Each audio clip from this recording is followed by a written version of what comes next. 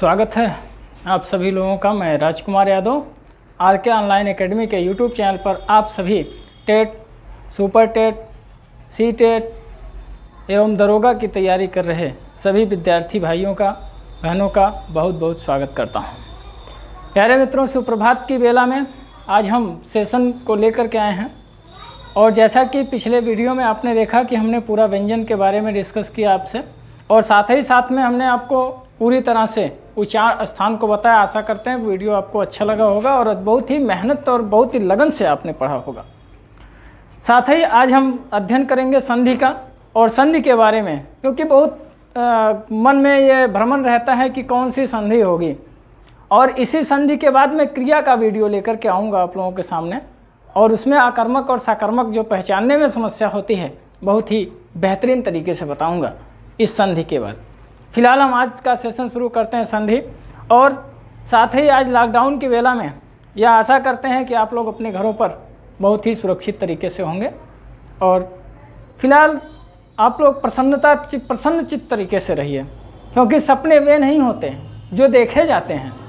सपने वे नहीं होते जो देखे जाते हैं, सपने वे होते हैं जो सजकर आते हैं और मोहल्ले वाले ताली बजाते हैं। सपने वे होते हैं जो आज आपको कह रहे हैं ना, अरे यार लॉकडाउन में क्या पढ़ रहे हो, अभी तो परीक्षा नहीं होनी है, होगी, तैयार रहिए, परीक्षा होगी। और जैसे ही परीक्षाएं होंगी उस दिन, जिस दिन परिणाम निकल कर के आएगा उस दिन बता देना अपने पड़ोसियों को कि देख लो ये मेरा सपना है और सपना सच करके तैयार है। तो मित्र आइए आज का सेशन शुरू करते हैं संधि पार्ट से। और संधि किसे कहते हैं, संधि क्या होती है, यहाँ से एकदम बिल्कुल न्यूनतम तरीके से आपको शुरू करने जा रहा हूँ संधि। और साथ ही जो मन में यह भ्रम है कि संधि को कैसे पहचानेंगे, आज वो भ्रम दूर करने के लिए मैं आ गया हूँ। और जहाँ पर भी आपको समस्या होती है मेरे मोबाइल नंबर के माध्यम से आप डायरेक्ट कॉल करके भी मुझसे संपर्क कर सकते हैं। और उसके साथ साथ में आप हमारे वेबसाइट पर भी जा कर के चेक कर सकते हैं। साथ ही हमारे कमेंट बॉक्स में आप अपने विचार सुझाव ज़रूर लिखें कि कहाँ आपको अगर कोई भी समस्या होती है आप अपने विचार कमेंट में लिखें, हम आपको उसको बेहतरीन तरीके से बताने का फुल प्रयास करेंगे, पूरा प्रयास करेंगे। आइए देखते हैं संधि। संधि क्या होती है और संधि किसे कहते हैं। सबसे पहली चीज़, संधि का तो मूल अर्थ जो होता है, संधि का जो मूल अर्थ है, यह मूल अर्थ इसका होता है क्या भैया, जोड़। जोड़ का मतलब होता है जोड़ना, मिला देना। तो किन्हीं दो समीपवर्ती वर्णों के योग को ही क्या कहते हैं, संधि कहते हैं। सबसे पहले देखें कि किन्हीं किसे कहेंगे भैया, किन्हीं दो समीपवर्ती वर्ण के योग को, समीपवर्ती वर्णों के योग को संधि कहते हैं। समीपवर्ती वर्णों के योग को संधि कहते हैं, योग को संधि कहते हैं। किन्हीं दो समीपवर्ती वर्णों के योग को संधि कहते हैं। अब जैसे मान लीजिए एक एग्जाम्पल के थ्रू आप लीजिए, एक उदाहरण आपको देता हूं। जैसे मान लीजिए हमको लिखना है क्या भैया, कमल। अब कमल, क्योंकि इसमें तो देखिए अलग अलग कुछ नहीं है, लेकिन ये क है, ये म है और ये ल है। देखिए प्रत्येक जब भी कोई वर्ड से शब्द बनता है तो स्वाभाविक है कि वर्णों के मेल से ही किसी शब्द का निर्माण होता है। तो अब जैसे कमल है तो ये हो गया क हो गया, धन मा हो गया, धन क्या हो गया, ला हो गया। तो क प्लस मा प्लस ला, तो क हो गया, मा हो गया और ला हो गया। अब का भी देखिए, का क्योंकि इसको हम साधारणतः व्यंजन कहते हैं, लेकिन हम जानते हैं कि व्यंजन भी जो होते हैं वो स्वर के योग से बने होते हैं। तो यहाँ पर भी मेल होगा। अब का किससे है, का धन आ। फिर मा किससे है, मा धन आ। और ला का निर्माण कैसे है, ला धन आ। तो का धन आ, धन मा धन आ, धन ला धन आ। अब इससे देखिए बनेगा का, इससे बन जाएगा मा, इससे बन जाएगा क्या भैया, ला। और तब तीनों को जब हम जोड़ेंगे तब जाकर क्या बनेगा, कमल। यही है क्या आपकी संधि। तो किन्हीं दो समीपवर्ती वर्णों के मेल को ही क्या कहेंगे, संधि कहेंगे। जब कोई दो समीपवर्ती वर्ण आपस में मिलते हैं तो मिल करके जिस शब्द का, नए शब्द का निर्माण करते हैं वही क्या कहलाती है, संधि कहलाती है। तो क्लियर एकदम याद रखें, किन्हीं दो समीपवर्ती वर्णों के योग को ही क्या कहते हैं, संधि कहते हैं। इसको आइए हम दूसरे तरीके से समझने का प्रयास करते हैं। तो पहला तरीका तो ये ध्यान में रखें कि किन्हीं भी दो समीपवर्ती वर्णों के योग को ही क्या कहा जाता है, संधि कहा जाता है। इसका दूसरा तरीका देखें कि किन्हीं एक शब्द के उत्तरवर्ती तथा अगले शब्द के पूर्ववर्ती वर्ण के योग को ही क्या कहते हैं, संधि कहते हैं। पुनः देखेंगे, किसी शब्द के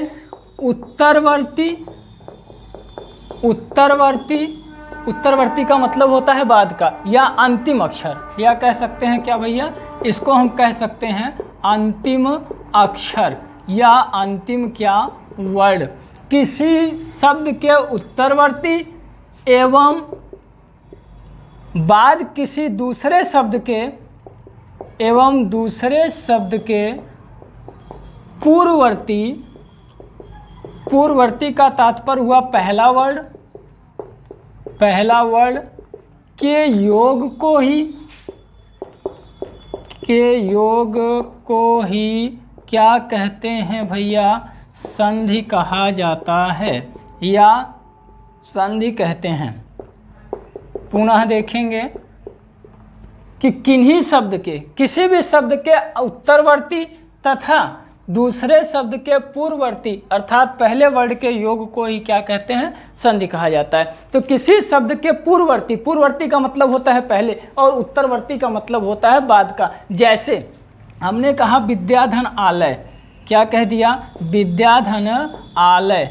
अब देखिए, अब ये दो शब्द हो गए, विद्या एक अलग शब्द है जबकि आलय क्या है, एक अलग शब्द है।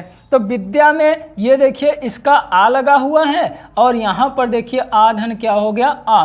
और हम अभी आपको आगे बताएंगे कि जब आ या आ के बाद आ या आ आए तो क्रमशः क्या हो जाता है, दीर्घ आ हो जाता है। तो आ और आ मिलकर के दीर्घ आ होगा और इस तरह से बना लेगा क्या, ये बना लेगा आपका विद्यालय।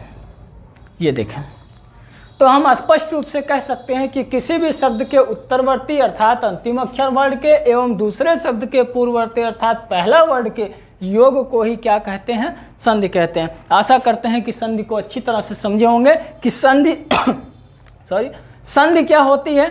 या तो इसको हम कह सकते हैं कि किन्हीं दो निकटवर्ती वर्णों के मेल को ही संधि कहा जाता है, या तो इसको हम दूसरे तरीके से कह सकते हैं कि संधि क्या होती है, किसी शब्द के उत्तरवर्ती अर्थात अंतिम अक्षर या वर्ण तथा दूसरे शब्द के पूर्ववर्ती अर्थात पहला वर्ण के योग को ही क्या कहते हैं, संधि कहते हैं। एक चीज़ याद रखिएगा, ये टेट के लिए तथा यूपीएसआई के लिए काफ़ी इम्पॉर्टेंट क्वेश्चन आपके लिए बनेगा कि संधि किसे कहते हैं। अब इसमें आपको दे दिया कि उत्तरवर्ती तथा पूर्ववर्ती वर्ण का योग, क्योंकि बहुत दिन से पढ़ चुके हैं कि निकटवर्ती वर्णों के योग को ही क्या कहते हैं, संधि कहते हैं। लेकिन ये क्वेश्चन बना करके देगा आपको कि उत्तरवर्ती और पूर्ववर्ती, तब आप सोचेंगे कि अरे भाई ये कहाँ से आ गया उत्तरवर्ती और पूर्ववर्ती, क्योंकि बात वही हो गई, बस कहने का तरीका बदल गया। उत्तरवर्ती मतलब बात, जब किसी भी निकट वर्ड को जोड़ेंगे तो उसका अंतिम वर्ड और दूसरे वाले का पहला वर्ड ही जुड़ेगा और जुड़ करके वही तो एक दूसरे के निकट होगा। जो इसका अंतिम होगा वह उसका पहला होगा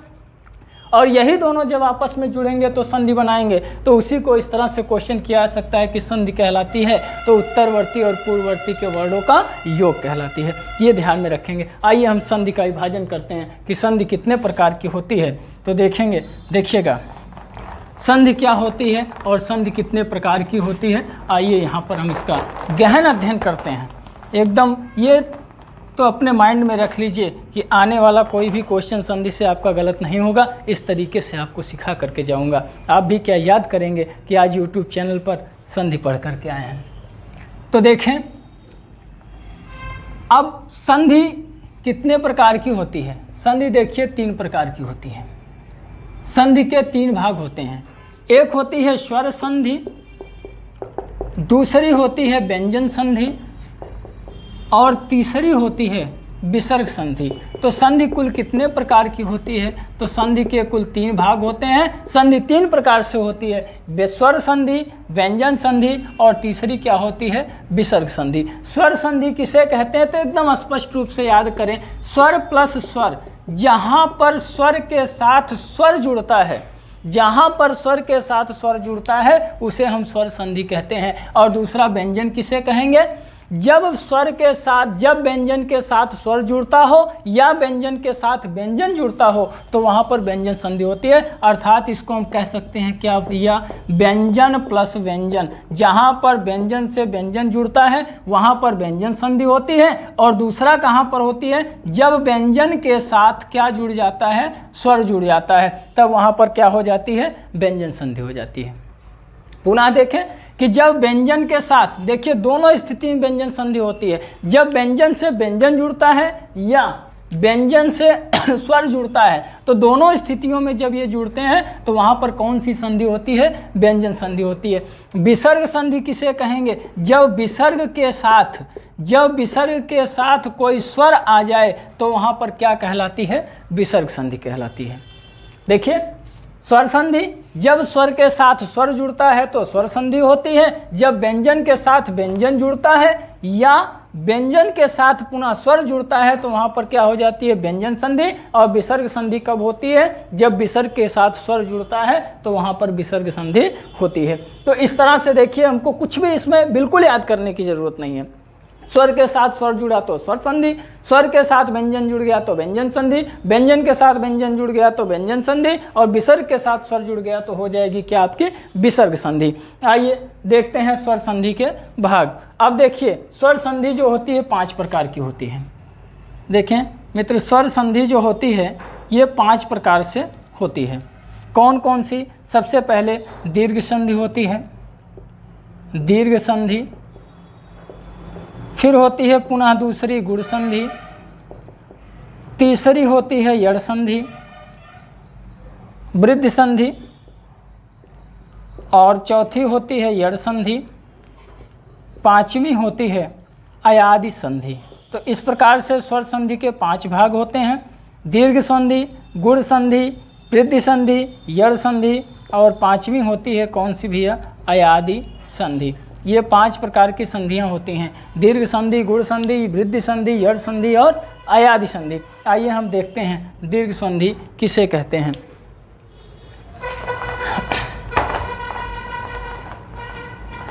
हाँ मित्र, आप लोग चैनल को सब्सक्राइब जरूर कर दीजिए और साथ ही साथ इसको अगर पसंद आए, अगर हमारा पढ़ाना पसंद आता हो और आपको लगता हो कि वास्तव में यहाँ से हम एक एसआई बन सकते हैं, अपने माता पिता के सपने को सजा सकते हैं, प्राइमरी के अध्यापक बन सकते हैं, जूनियर के अध्यापक बन सकते हैं, टीजीटी को क्वालिफाई कर सकते हैं, हिंदी से पीजीटी को क्वालिफाई कर सकते हैं, तो हमारा चैनल एक बार सब्सक्राइब जरूर कर दीजिए और साथ ही साथ इसको अधिक से अधिक शेयर जरूर कर दीजिए। तो आइए देखते हैं संधि का दूसरा पार्ट। अब हम पढ़ेंगे क्या? स्वर संधि। और स्वर संधि पढ़ने के लिए थोड़ा सा एक संस्कृत का सूत्र याद करना होगा, महेश्वर सूत्र। क्यों? क्योंकि संधि गलत नहीं करना है, संधि को हमेशा सही करना है। तो स्वर संधि में एक सूत्र याद कर लेंगे, आयुड़ रिलरिक एयोंग अयोच।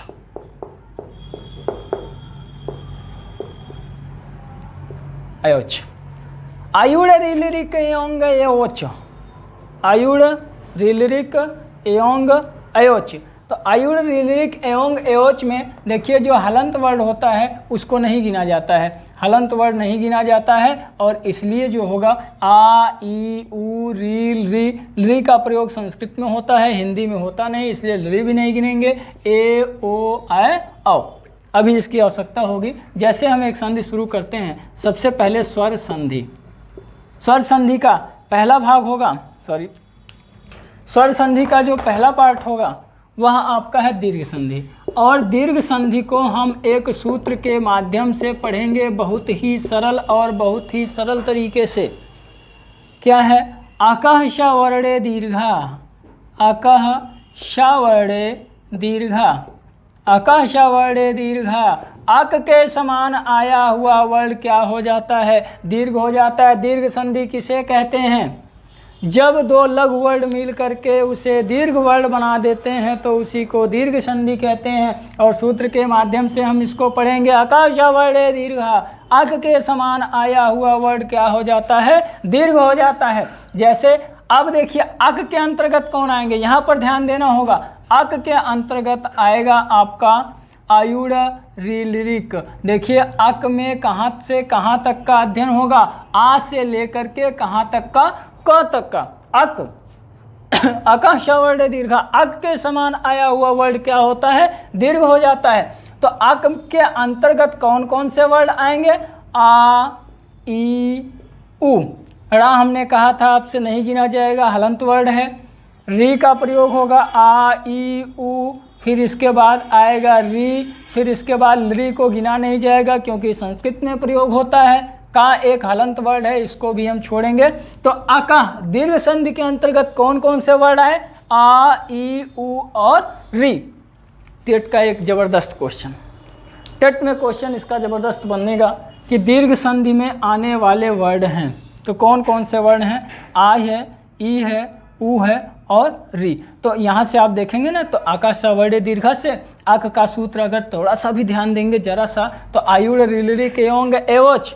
तो आयुड़ आ, ई, उ, री, यही चार वर्ण जब हिंदी में प्रयोग होंगे तो आ, ई, उ, री चार वर्ण किसके अंतर्गत आते हैं? दीर्घ संधि के अंतर्गत। अब कैसे आते हैं आइए इसको देखते हैं। अक के समान आया हुआ वर्ण क्या होता है? दीर्घ हो जाता है। तो आ धन आ आता है, देख लीजिए, ई आता है, उ आता है और चौथा क्या आता है? री आता है। अब देखिए आ से बनने वाले वर्ण कैसे बनेंगे? तो आ या आ के बाद, आ या आ के बाद जब आ या आ आए तो क्रमशः दीर्घ आ हो जाता है। तो आ या आ के बाद जब आ या आ आए तो क्या हो जाता है? आ हो जाएगा। मतलब ये हो गया कि आ धन आ बराबर क्या होगा? आ होगा। फिर आ धन आ मिलकर क्या बनाएगा? दीर्घ आ बनाएगा। इसी तरह से आ धन आ मिलकर क्या बनाएगा? दीर्घ आ बनाएगा। अगर यही चीज़ आ धन आ होगा तो मिलकर क्या बना लेगा? दीर्घ आ। मतलब प्रत्येक दशा में आ या आ के बाद जब आ या आ आए तो हमेशा क्या हो जाएगा भैया? दीर्घ होगा। तो आ या आ के बाद जब आ या आ आए तो क्या बनाएगा? दीर्घ बनाएगा। और अगर इसी तरह हम ई की बात करेंगे तो ई या ई के बाद देखें, ई या ई के बाद जब ई या ई आए तो वह क्या हो जाता है? दीर्घ ई हो जाता है। तो ई या ई के बाद ई या ई आए तो वह क्या होगा? दीर्घ ई होगा। जैसे ई धन ई बराबर क्या होगा? ई होगा। ई धन ई बराबर क्या होगा? ई होगा। ई धन ई बराबर क्या होगा? ई होगा। ई धन ई बराबर क्या होगा? दीर्घ ई होगा। इस तरह से ये बन जाएगा ई का। पुनः देखें, आ वाले में क्या होगा? आ या आ के बाद जब आ या आ आए तो दीर्घ आ हो जाएगा। ई या ई के बाद जब ई या ई आए तो दीर्घ ई हो जाएगी। इसी भांति अगर उ या उ के बाद, इसी भांति क्या होगा? अगर उ या उ के बाद, उ या उ के बाद जब उ या उ आए तो क्रमशः क्या होगा? दीर्घ उ हो जाएगा। जैसे उ धन उ बराबर उ होगा। उ धन उ बराबर उ होगा। उ धन उ बराबर उ होगा। उ धन उ बराबर उ होगा। उ धन उ बराबर उ होगा। प्रत्येक दशा में क्या हो जाएगा? दीर्घ उ हो जाएगा। तो उ धन उ बराबर उ होगा। उ धन उ बराबर उ होगा। उ धन उ बराबर उ होगा और उ धन उ बराबर उ होगा। मतलब क्या कि बड़े उ की मात्रा हो जाएगी। आ की मात्रा बड़ी लग जाएगी। ई की मात्रा हमेशा दीर्घ हो जाएगी। ऊ की मात्रा हमेशा दीर्घ हो जाएगी, री की मात्रा हमेशा क्या हो जाएगी, दीर्घ होगी। अब इसी भांति देखें री का देख लेते हैं, इसी भांति री का भी देखते हैं, री कैसे बनता है। अब री में देखेंगे तो री या री के बाद, री या री के बाद जब री या री आए तो क्रमशः दीर्घ री हो जाता है। दीर्घ री होगा, 2 बार लगेगा। तो अब देखिए दीर्घ री होगा, अब इसमें क्या होगा, री धन री बराबर दीर्घ री हो जाएगा। फिर पुनः री धन री बराबर दीर्घ री होगा। फिर देखिए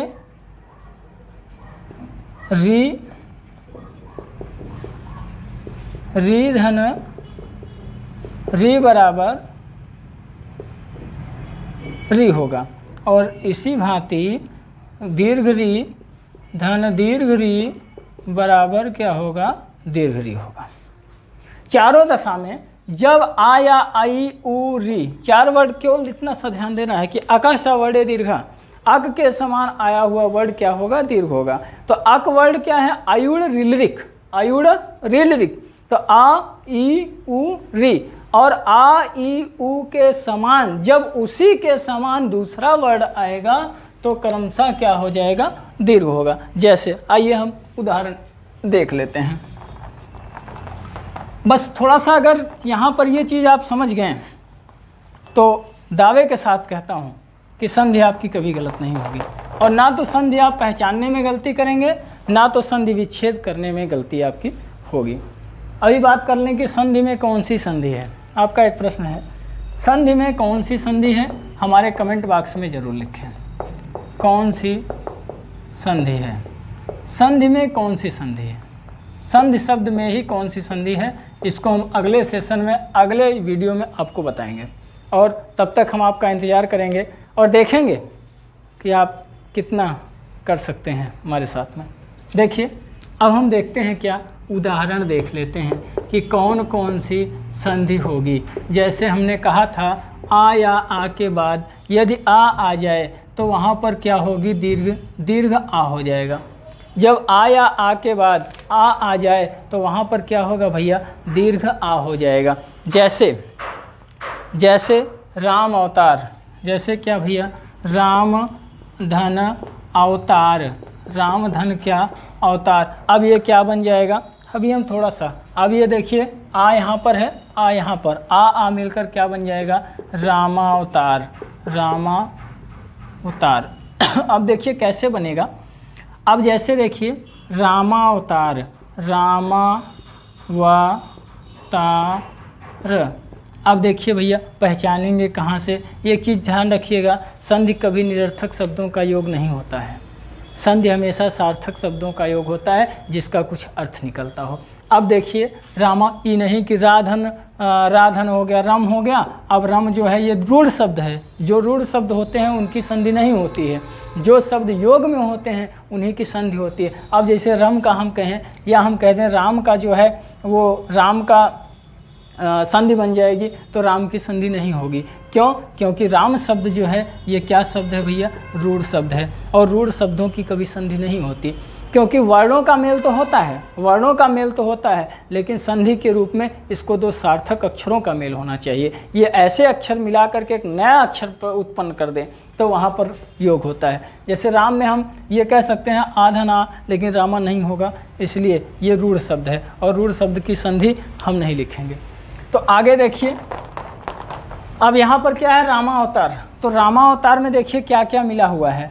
अब इसमें देखिए रा है, रा पे आ की मात्रा है, राधन क्या है, आ है। यहाँ पर देखिए माँ है, माँ पर क्या है, आ की मात्रा है। फिर यहाँ पर क्या है, देखिए वाह है, धन वाह, वाह में भी आ ऑलरेडी आपका लगा हुआ है। धन क्या है, ता है, ता में क्या है, आ है, धन क्या है, रा है। इसको और भी विच्छेद किया जा सकता है। अगर हम विच्छेद इसका और भी करें, प्रयास करें करने का, तो ये देखिए रा होगा, रा धन क्या हो जाएगा, आ होगा। साथ ही में ये क्या लगा हुआ है, आ है। धन ये क्या लगा हुआ है, माँ है, माँ में क्या होगा, आ छिपा हुआ है। ऑलरेडी हमने कहा कि कोई भी व्यंजन वर्ण जब बनता है तो वह स्वर की सहायता से बनता है, तो स्वर की सहायता से बनने के कारण यहाँ पर आ होगा, प्लस क्या हो जाएगा आपका वाह होगा। अब वाह के साथ में क्या लगा हुआ है आ, प्लस ता है, ता के साथ क्या लगा है आ, प्लस आ है, प्लस क्या है आपका रा है, रा के साथ में क्या लगा है आ। जब हलंत होगा तो आ इसमें जुड़ जाएगा। अब ऐसी स्थिति में ये देखिए हलंत वर्ड है, और हलंत वर्ड हालांकि इसका विच्छेद नहीं किया जा सकता है, यहाँ पर संधि ऑलरेडी हो रही है, लेकिन पुनः अगर हम इसका गहराई से अध्ययन करें तो इसको इतना किया जा सकता है। अब देखिए रा में आ जुड़ा और आ के साथ आ जुड़ा, आ जुड़ करके क्या बना लिया भैया रा बना लिया। ये देखिए माँ के साथ आ जुड़ा माँ बना लिया, और ये बन गया क्या आपका माँ बन गया। और इसी के साथ अच्छा यहाँ पर आ एक बार और है, माँ के साथ आ धन आ है, आ धन आ है, आ धन आ मिलकर के आ की मात्रा लगेगी, दीर्घ आ होगा माँ हो जाएगा, प्लस वा धन आ मिलकर के क्या होगा वाह हो जाएगा, ता धन आ, और आ में जुड़ा है क्या आ की मात्रा मिलकर क्या हो जाएगा ता, और इसके बाद रा में आ जुड़ा हुआ है हो जाएगा क्या रा। अब इसको आप मिला दीजिए, ये क्या हो जाएगा आपका भैया रामावतार। अब रामावतार हुआ, तो अब देखिए रामावतार में इसमें छूट गया क्या एक अरे सॉरी यहाँ पर एक आ छूट गया है आपका, इसको बना लेंगे। यहाँ पर वाह के बाद वाह के पहले एक आ और है, और आ बनने के कारण यहाँ पर आ भी लगेगा, प्लस आ होगा, और आ होकर के क्या हो जाएगा रामाधन अवतार। और रामाधन अवतार होने के कारण ये आपका बन जाएगा देखिए रामाधन अवतार। रामाधन क्या बन गया अवतार। अब रामाधन अवतार जब ये बन गया क्या भैया देखिए, ये यहाँ लिख देते हैं, यहाँ पे ध्यान देंगे, ये बन गया रामाधन क्या अवतार। और रामाधन अवतार में आ की आ से मात्रा मिल गई, और आ की आ से मात्रा मिलकर के क्या बन जाएगी। अब इसको रामा लिखें या राम लिखें, दोनों में कोई विशेष फर्क नहीं पड़ेगा, क्योंकि आ और आ मिलकर के क्या बन जाएगा आपका आ बनेगा। तो यहाँ पर आ की मात्रा और यहाँ पर आ दोनों मिलकर के क्या बन जाएगा, हम जानते हैं कि आ धन आ बराबर क्या हो जाएगा दीर्घ आ होगा। तो आ और आ मिलकर के दीर्घ आ होता है, तो ये हो जाएगा राम में आ ऑलरेडी लगा हुआ है, और एक आ ये आ मिलकर के क्या हो जाएगा भैया आ की मात्रा, ये हो जाएगा क्या रामा अवतार। इस तरह से इसकी संधि हो जाएगी रामा अवतार। बेहतरीन तरीके से समझ में आ रहा होगा, ऐसी आशा करते हैं। केवल एक जहाँ एक का आपने ऑपरेशन किया तो स्वाभाविक है कि संधि का कोई भी शब्द होगा ना तो पहचानने में भ्रमित होंगे, ना तो संधि तोड़ने में, क्योंकि अब जो क्वेश्चन बन रहे हैं ये क्वेश्चन आपसे डायरेक्टली नहीं पूछा जा रहा है कौन सी संधि होगी, इससे पूछा जा रहा है कि निम्नलिखित का संधि विच्छेद क्या होगा। और संधि विच्छेद के लिए आपको विच्छेद आना आवश्यक है। जब तक आपको विच्छेद नहीं आएगा भली भांति, तब तक आप संधि विच्छेद सही तरीके से करने में असफल होंगे। परंतु आरके एकेडमी के साथ में हैं, राजकुमार यादव के साथ में हैं, ऐसा होने नहीं दूंगा, संधि से कभी क्वेश्चन गलत नहीं होगा। आइए देखिएगा, आगे देखिए अगले वीडियो, अगला उदाहरण देखेंगे। अगला एग्जाम्पल इसका होगा, जैसे सपोज दैट मान लीजिए आपको मिल गया पुस्तकालय, है ना भैया, जैसे मिल गया क्या पुस्तकालय, पुस्तकालय मिला, तो पुस्तकालय का संधि विच्छेद क्या होगा। अब देखिए कहाँ से होगा, हमने कहा ना कि चुपचाप एक सार्थक शब्द निकाल लीजिए, देखिए ना कभी संधि गलत होगी। अब इसमें सार्थक शब्द क्या हो गया पुस्तक, निकाल लीजिए, बन गया क्या आपका भैया पुस्तक। अब देख लीजिए कहीं आ की मात्रा लगी है, इसके बगल में आ की मात्रा लगी है, स्वाभाविक है लगी है, और लगी है तो क्या निकाल लीजिए प्लस। हम जानते हैं कि आ और आ मिलकर क्या होता है आ हो जाता है, आ का मतलब आ की मात्रा लग जाती है, और आ की मात्रा लग जाती है तो इसको हम क्या लिख सकते हैं आलय लिख सकते हैं। तो पुस्तक धन क्या हो जाएगा आलय होगा। इस तरह से इसका सही संधि विच्छेद क्या हो जाएगा पुस्तक धन आलय। और यहाँ पर यदि मान लीजिए आपसे संधि विच्छेद देकर के पूछा जाए कि इसका सही संधि योग होगा, तो सही संधि योग होगा तो का में देखिए ऑलरेडी आप जानते हैं कि यहाँ पे आ लगा हुआ है, और आ धन आ मिल करके दोनों क्या हो जाएगा दीर्घा हो जाएगा, और बना लेगा क्या पुस्तकालय बना लेगा। इसी तरह से नेक्स्ट देखें, जैसे विद्यार्थी। अब विद्यार्थी में देखिए विद्यार्थी, विद्यार्थी का हो जाएगा विद्याधन अर्थी। विद्याधन क्या भैया? अर्थी, अर्थात विद्या को ग्रहण करने वाला। जो विद्या को ग्रहण करता हो, विद्या के साथ रहता हो, वही क्या कहलाता है? विद्यार्थी कहलाता है। इसी तरह से देखेंगे आत्मा आनंद, जैसे आत्मधन आनंद, ये क्या हो जाएगा? आत्मानंद। इसको इम्पॉर्टेंट लगाएं, ये वेरी मोस्ट इम्पॉर्टेंट आपका होगा यूपीएसआई के लिए, यूपीएसआई और यूपी टेट, यूपी टीटी के लिए और यूपीएसआई के लिए आपका वेरी इंपॉर्टेंट होगा। आत्मधन आनंद क्या हो जाएगा भैया? आत्मानंद होगा। इसी तरह से देखें नेक्स्ट होगा आपका रविंद्र, नेक्स्ट होगा इसका रविंद्र। और अब फटाफट संधि पहचाने और इसका संधि विच्छेद अपनी कॉपी पेन उठाकर करते रहें हमारे साथ। जैसे हो गया रविंद्र, अब रविंद्र का क्या होगा? देखिए ये बड़ी की मात्रा है, बड़ी की मात्रा है तो हो जाएगा क्या? रविधन इंद्र। इसी तरह से देखिए कविंद्र, कविंद्र का क्या हो जाएगा? कविधन इंद्र। कविधन क्या होगा? इंद्र हो जाएगा, कविधन इंद्र होगा। तो कविधन इंद्र, रविधन इंद्र। इसी के साथ देखिए जैसे कपीस, कपीस का क्या होगा? कपिधन ईश। कपिधन क्या होगा? ईश, कपिधन ईश। इस तरह से हो जाएगा आपका कपीश। इसी भांति जैसे नेक्स्ट हम देख लें कि देवी इच्छा, देवी इच्छा, देवी इच्छा का क्या हो जाएगा? देवी धन इच्छा। क्या हो जाएगा? देवी धन क्या होगा? इच्छा होगा। इसी प्रकार से और भी एग्जाम्पल देख लें, जैसे रजनीश, जैसे क्या होगा भैया? रजनीश, रजनीश का क्या हो जाएगा? रजनी धन ईश। रजनी धन क्या होगा? ईश हो जाएगा। और भी एग्जाम्पल देख लें, जैसे स्वयंभू, जैसे क्या भैया? स्वयंभू, स्वयंभू,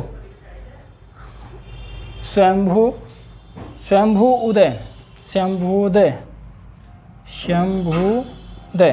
तो इसका हो जाएगा स्वयंभू धन, स्वयं भू धन क्या हो जाएगा भैया? उदय। इसको इम्पोर्टेंट कर लें, स्वयंभू धन उदय, स्वयंभूदय। इसका हो जाएगा स्वयंभू धन उदय, स्वयंभू धन उदय। इसी के साथ में देखें, इसी के साथ में नेक्स्ट देखें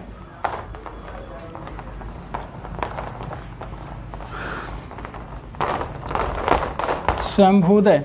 इसके बाद में अगला नेक्स्ट देखें, जैसे वधु उत्सव, वधु उत्सव, वधु उत्सव और वधुधन उत्सव, अर्थात इसका क्या हो जाएगा?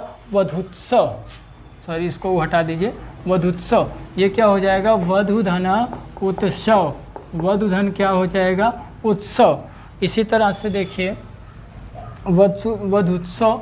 और इसी भांति नेक्स्ट देखें कि साथ में हो जाएगा जैसे भूधर्व, जैसे भू, जैसे भू उधर्व, भूधर्व। जैसे क्या होगा? भूधर्व, भूधर्व क्या हो जाएगा? भूधर्व। और भूधर्व का क्या हो जाएगा? भूधन उधर्व। भूधर्व का क्या होगा? भूधन, भूधन क्या हो जाएगा? उधर्व, भूधन उधर्व। तो ऊ की मात्रा ऊ के साथ जुड़ेगी तो स्वाभाविक है कि क्या होगा? इम्पोर्टेंट लगा लें इसको, भूधर्व। भूधर्व क्या होगा? भूधन उधर्व होगा। इसी के साथ में देखिए जैसे पितृऋण, री का देखें, जैसे पितृण, पितृण का क्या हो जाएगा? पितृधन ऋण होगा, क्योंकि यहाँ पर ये देखिए हरस्वरी और हरस्वरी, हरस्वरी हरस्वरी मिलकर क्या होगी? दीर्घरी। मातृऋण, मातृऋण का क्या होगा? मातृधन क्या हो जाएगा? मातृधन क्या होगा? ऋण होगा। इस तरह से दोस्त हम किसी भी कोई भी संधि हुई, जब भी दीर्घ संधि आती है, बस एक चीज़ माइंड में रखिएगा अपने कि आकाशा वर्णे दीर्घा, अक के समान आया हुआ वर्ड क्या होगा? दीर्घ होगा। और जहाँ पर भी इसका ट्रिक आप जान लें कि जहाँ पर भी इसका ट्रिक क्या होगा? जहाँ कहीं भी दीर्घ मात्रा मिलती है जहाँ कहीं भी दीर्घ मात्रा मिलती है वहाँ पर क्या होगा, दीर्घ संधि होगी।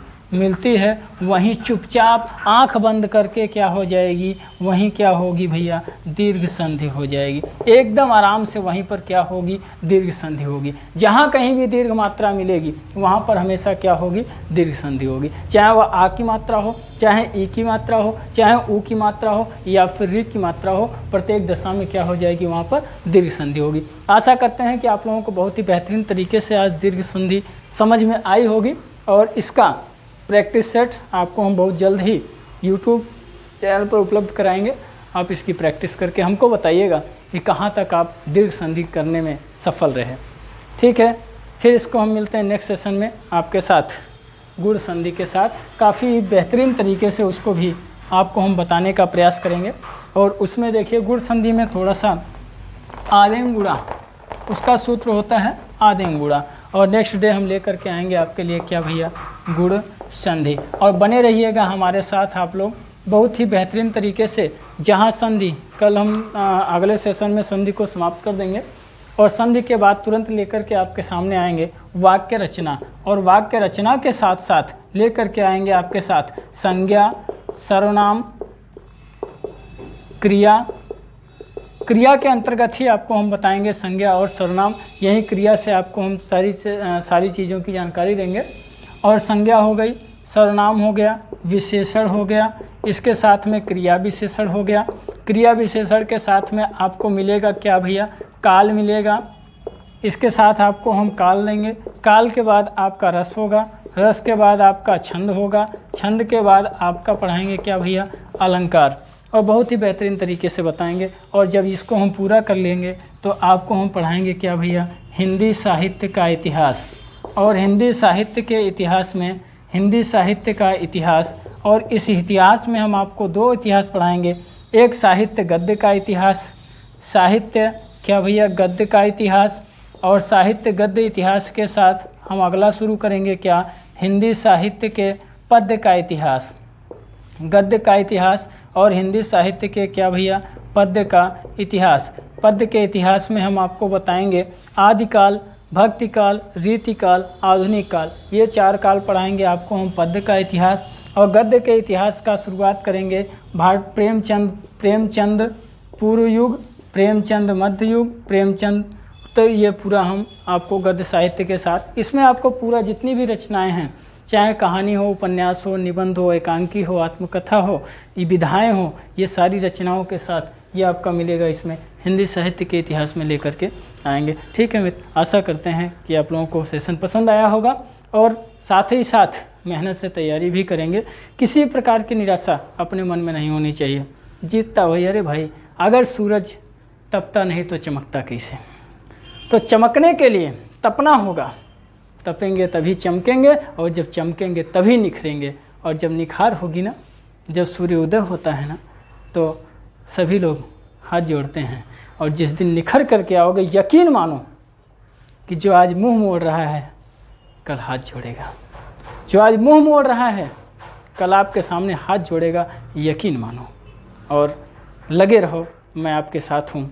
कहीं भी समस्या होती है, कोई भी समस्या होती है, मेरे मोबाइल नंबर पर आप चाहे जब 24 घंटे, यह मोबाइल नंबर आपकी सेवा में उपस्थित है। 8572 90 28 80, 24 घंटे आपको सेवा देने के लिए तत्पर है। RK एकेडमी के साथ, RK online academy YouTube channel तो आपके साथ है, साथ ही साथ में ये नंबर भी आपके साथ है। कोई भी समस्या होती है, एनी टाइम 24 घंटे आपके लिए सेवा उपलब्ध है। आप हमारे पास फ़ोन करके अपनी समस्या का हल हमसे ले सकते हैं। ठीक है मित्र, फिर मिलते हैं, तब तक के लिए चलते हैं।